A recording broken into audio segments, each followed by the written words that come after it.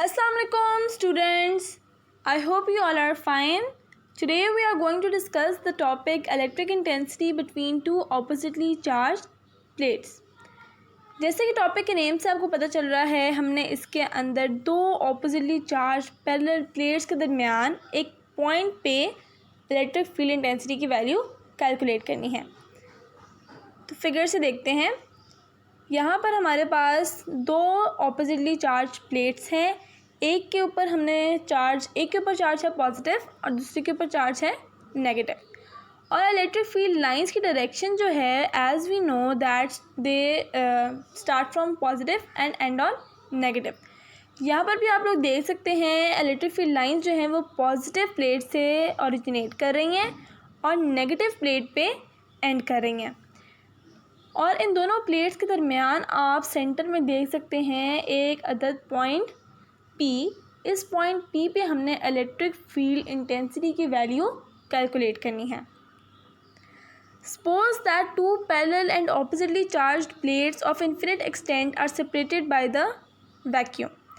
The field lines originate from positive charges on the inner surface plate and end on negative charges on inner surface of other plate. Field lines की direction बताई जा रही है कि field lines positive से originate करती हैं और नेगेटिव के ऊपर एंड करती हैं। Thus charges are uniformly distributed on the inner surface of the plate. Charges जो हैं वो प्लेट के इनर साइड के अंदर प्रेजेंट होते हैं। We have to calculate electric field intensity at point P between the plates. ये जो पॉइंट P है, यहाँ पर हमने इस पॉइंट P पे इलेक्ट्रिक फील्ड इंटेंसिटी की वैल्यू कैलकुलेट करनी है। इलेक्ट्रिक फील्ड इंटेंसिटी की वैल्यू कैलकुलेट करने के लिए हमने 3 स्टेप्स पढ़े थे।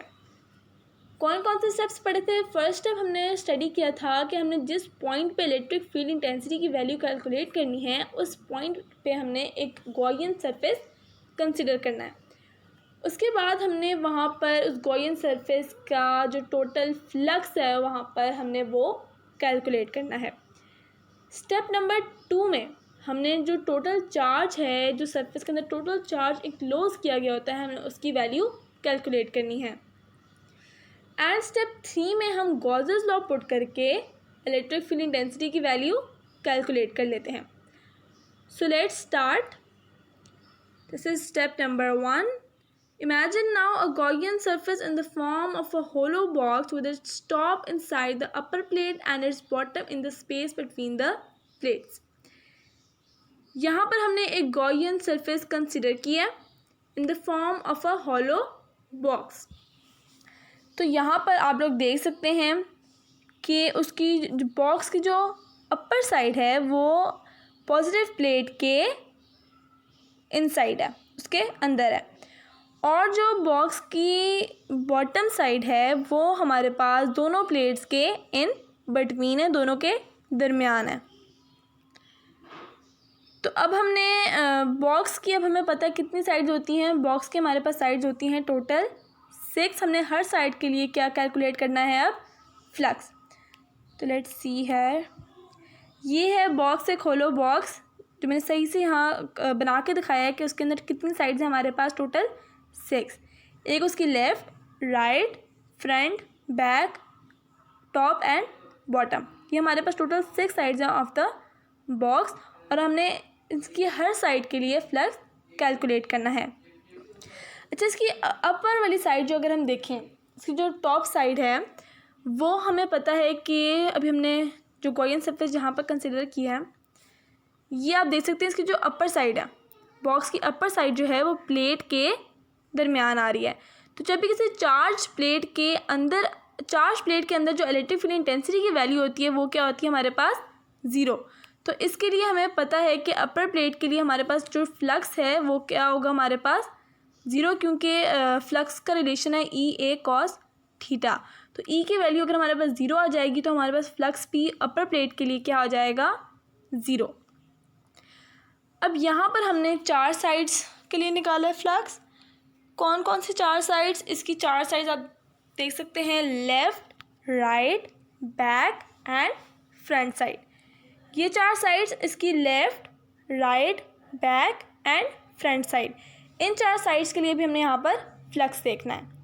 जो लेफ़्ट साइड है सबसे पहले उस पर देखें। लेफ़्ट साइड का जो वेक्टर एरिया है वो होगा उसके नॉर्मल, यानी कि उसके लेफ़्ट साइड पे बनेगा। जो राइट साइड है उसका वेक्टर एरिया भी उसके नॉर्मल होगा, यानी कि राइट साइड पे।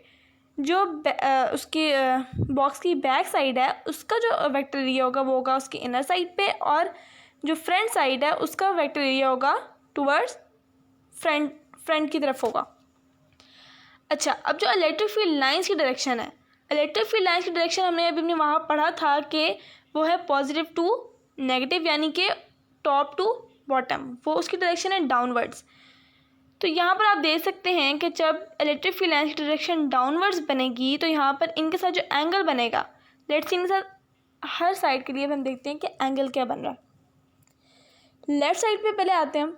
लेफ़्ट साइड पे वेक्टर एरिया है टुवर्ड्स लेफ़्ट साइड, और इलेक्ट्रिक फील्ड लाइन की क्या डायरेक्शन है, डाउनवर्ड्स। तो आप देख सकते हैं यहाँ पर हमारे पास एंगल क्या बन रहा है, 90 degree, because they both are perpendicular to each other. Vector area और इलेक्ट्रिक फील्ड लाइन एक दूसरे के क्या है, परपेंडिकुलर, दोनों परपेंडिकुलर हैं, तो दोनों उनके दरमियान एंगल क्या बनेगा, 90 degree, and cos 90 we know is 0 degree. इसके अलावा राइट, बैक एंड फ्रंट के लिए भी सेम एज इट इज़ होगा। वो हमारे पास जो है लाइक राइट पे आप देखें होगा राइट साइड पे, एंड इलेक्ट्रिक फील्ड लाइंस जो हैं वो होगी डाउनवर्ड्स। तो यहाँ पर भी सेम उसी तरह दोनों एक दूसरे के परपेंडिकुलर हैं, और इनके दरमियान एंगल इसलिए क्या बनेगा, 90 degree, and cos 90 is equals to 0। तो यहाँ पर आप देख सकते हैं इन चारों साइड्स के लिए हमारे पास जो एंगल है वो क्या बन रहा है, 90 degree.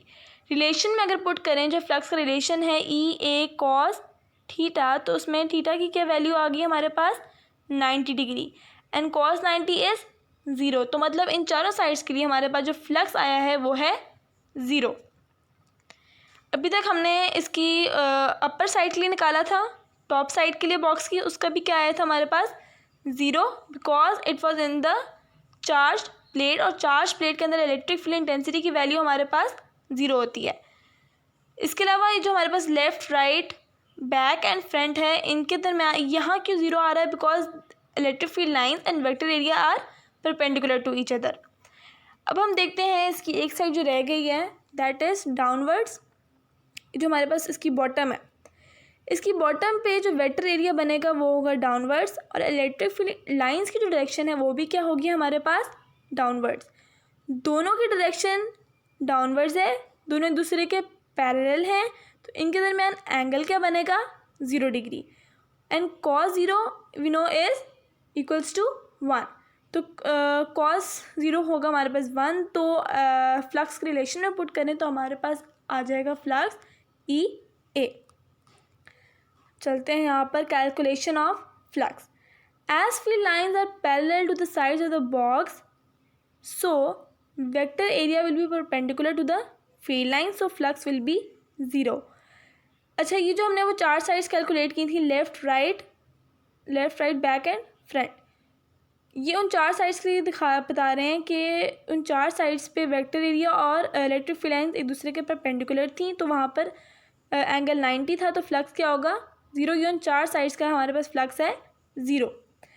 Then there will be no flux through the upper side of box because there is no field inside the metal plate. अभी वही बात बता रहे हैं कि जो चार्ज प्लेट थी, मेटल प्लेट थी, उसके अंदर कोई इलेक्ट्रिक फील्ड इंटेंसिटी है ही नहीं, तो वहाँ पर फ्लक्स भी नहीं होगा। Only flux will be through the lower side because here vector area A is parallel to the field lines. अभी जैसे कि मैंने आपको वहाँ पर बताया था कि लोअर साइड में हमारे पास वेक्टर एरिया भी डाउनवर्ड्स है और फील्ड लाइंस भी डाउनवर्ड्स हैं, तो दोनों दूसरे के क्या हुई थी, पैरेलल है। तो हमारे पास यहाँ पर थीटा की वैल्यू क्या आएगी, 0 डिग्री।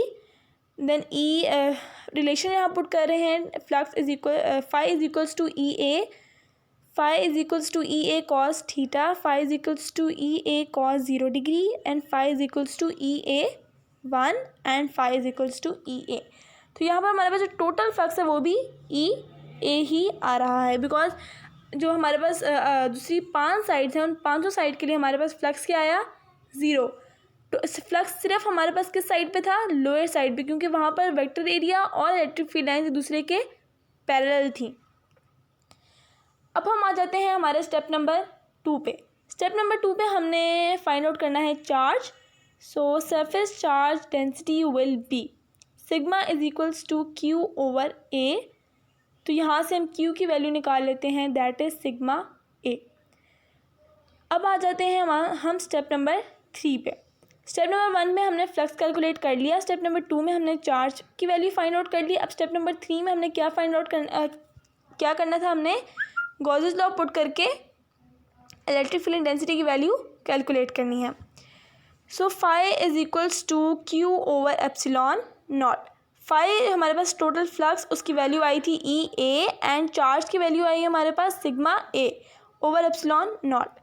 ए इस साइड पे भी है, ए इस साइड पे हमारे पास जो है उसको हम उधर लेफ़्ट साइड पे ए है, राइट साइड पे जाके हमारे पास क्या हो जाएगा, डिवाइड, क्योंकि because it is left side पे हमारे पास मल्टीप्लाई हो रहा है तो राइट साइड पे आके डिवाइड हो जाएगा।